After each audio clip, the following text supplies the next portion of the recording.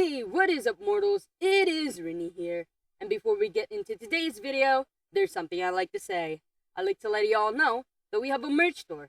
Some of the items in it are only available for a limited amount of time. So, if you're interested, go into the description and check it out.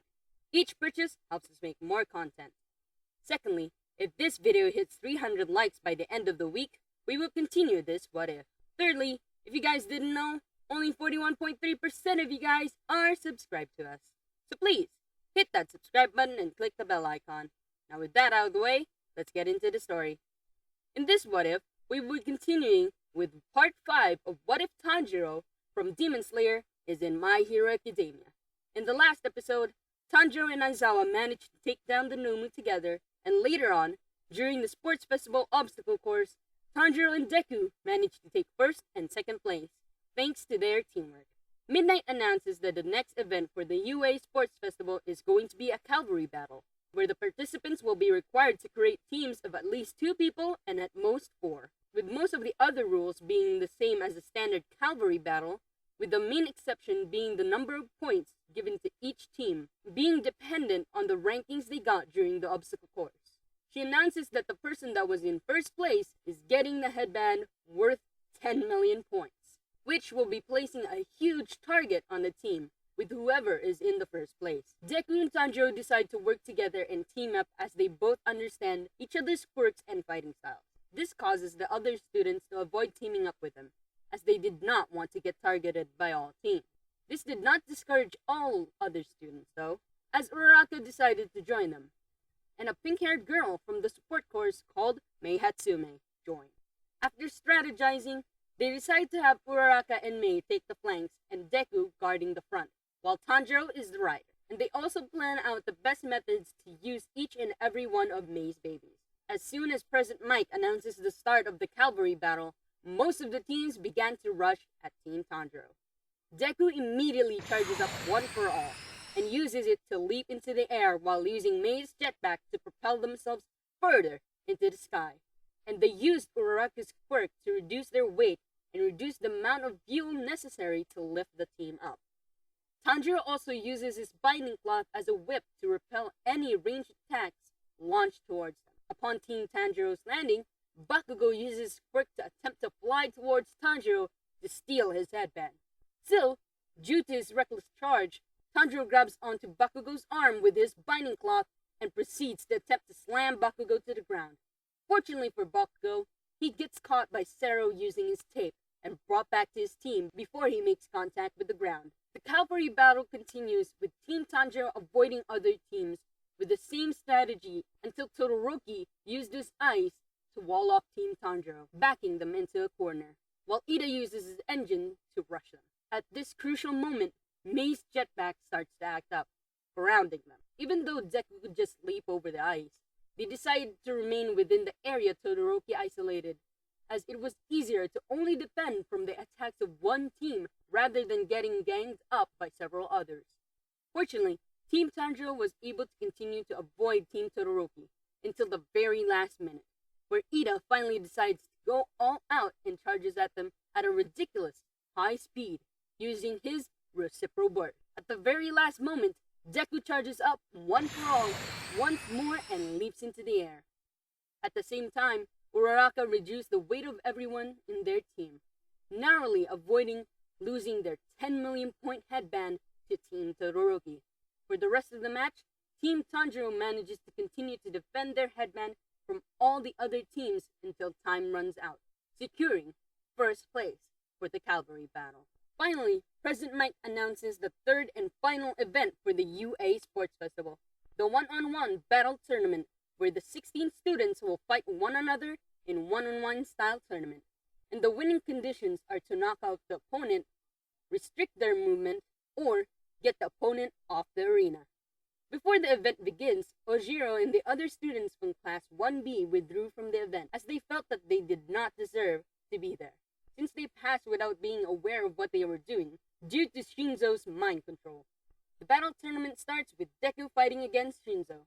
Before the match began, Ojiro warns Deku about Shinzo's quirk, which seems to be capable of controlling others' actions by merely having the target respond to him, and also about the fact that the mind control can be undone if a certain amount of impact is applied on a person being controlled. Immediately, when the battle starts, Shinzo attempts to provoke Deku into responding by mocking Ajiro for being stupid and throwing away his chance.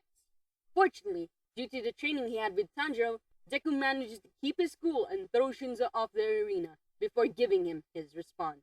Before we get back into the story, I would like to say that we've got a second channel called Anime Deep Dive. Anime Deep Dive goes over the hard facts of the anime presented. Now, in case you guys didn't know, we have a third channel called We the Celestial Naruto What If. We the Celestial Naruto What If mainly focuses on our Naruto What If series.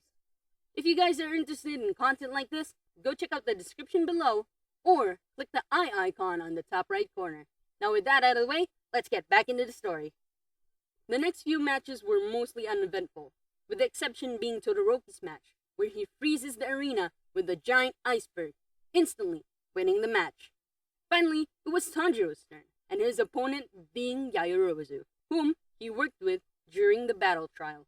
Yaoyorozu starts off by attempting to create some distance between them, using a cannon she made from her quirk. Right as the cannonball is about to hit Tanjiro, he uses the binding cloth and the cannonball's momentum to create an arc to throw it back at Yaoyorozu. However, right as he launches the cannonball back, he gets hit by an exploding doll made by Yaoyorozu, which breaks several of Tanjiro's ribs and almost knocks Tanjiro out of the arena. At the very last moment, Tanjiro regains his footing and shouts, "Water breathing! Ninth form!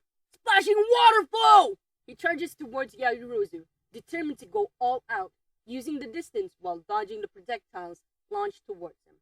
Once in range, he uses the binding cloth to restrict Yaoyorozu's movements and win the match. After the match, Tanjiro goes to see the recovery girl to get his broken ribs healed. "The damage on your ribs are too serious," recovery girl states. "I won't be able to heal them before the next fight fully. You need to be careful in the future." "I will, thanks." Tanjiro replies before going to spectate the next few battles.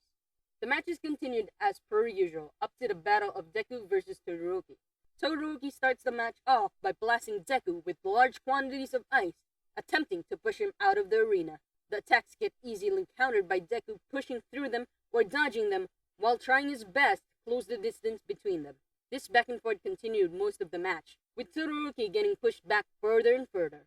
Right as Todoroki was backed into the corner, and it seems like Deku was about to win, he jumped back, allowing Todoroki to remain in the arena. Out of confusion, Todoroki asked Deku, "Why don't you finish me off?"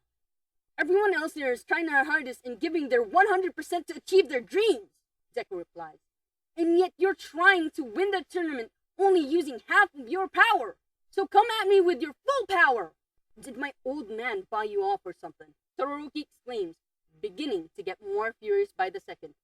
Todoroki begins to charge towards Deku, but he seems to be moving noticeably slower than before, due to his body being frozen from overuse of his ice quirk. "I will never use my old man's power," Todoroki exclaims. "It's your power, isn't it?" Deku asks. "Why do you think that power is his?" Hearing those words, Todoroki finally understood that the power has never been his father's and has always been his own. Due to Deku's influence, Todoroki finally unleashes the fire side of his quirk, which amazes the audience and causes Endeavor to shout out how his perfect creation will surpass All Might. Both Todoroki and Deku begin to go all out, squeezing out every single drop of their remaining power for one final clash. Worried about the student's safety, Cementos builds a wall with his quirk to attempt to stop their attacks, while Midnight uses her quirk to try to knock out the contestant. Even with the interference from the two pro heroes, the attacks of the two boys could not be stopped. The clash of the two powerhouses ended up creating a giant explosion, destroying most of the arena and forming air pressure that could be felt throughout the whole stadium by all the spectators. Once the dust cleared up, only Todoroki remained standing, winning the match. After the match, Deku gets brought to Recovery Girl, who heals Deku using her quirk, but tells him that he should have not done something so reckless. The rest of the matches continued after the arena was fixed, all the way to the point where it was Tanjiro's turn once more. This time, his opponent would be Ashido. Right as the match starts, both parties rush towards one another, with Ashido attempting to spray acid on Tanjiro. However, Tanjiro easily dodges the attack and restrains Ashido with his binding cloth, winning the match with surprising ease.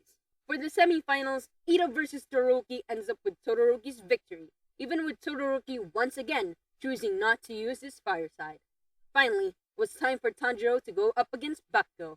Bakugo starts off by using explosions to fly towards Tanjiro and launching an attack before falling back.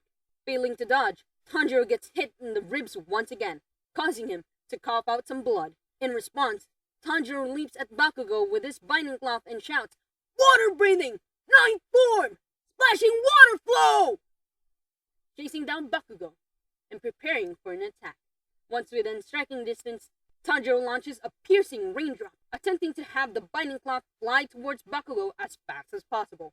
Right before the attack hits, Bakugo changes his direction, using an explosion, and narrowly avoids the attack. He then makes a U-turn to try and hit Tanjiro once more, which Tanjiro manages to dodge. Tanjiro then draws his katana and cuts the tendons of Bakugo's arm, which causes Bakugo to grunt in pain. Fortunately for Bakugo, he swiftly regains his composure and attempts to put some distance between himself and Tanjiro, using explosions from his left hand to accelerate.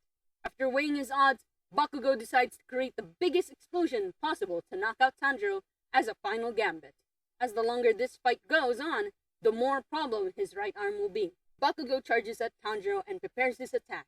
As Tanjiro approaches Bakugo's attacking distance, Bakugo launches his final attack. However, Tanjiro notices it beforehand, and using his binding cloth to strike Bakugo's hand, causing the explosion to get fired to the side, launching Bakugo out of the arena, winning Tanjiro the match. Thank you all for watching the video to the end. Now there's a few more things I'd like to go over before the video ends. Firstly, I'd like to let you all know that we have a merch store. Some of the items in it are only available for a limited amount of time. So, if you're interested, go into the description and check it out. Each purchase helps us make more content. Secondly, I'd like to thank our Patreon supporters for helping to fund these videos. Lastly, on behalf of We the Celestials, I'd like to thank the writer for this video, as well as the editors for this video. Their details will be in the description. If you're a voice actor, editor, or writer, or you're interested in becoming one of those, go to the Discord that is in the description of this video and hit up the heads of one of those areas. We are always looking for new members to join us. That's it from us for today's video. And don't forget to hit that subscribe button if you're interested. And hit the like button if you like the video. Until next time, peace out mortals, have an amazing day.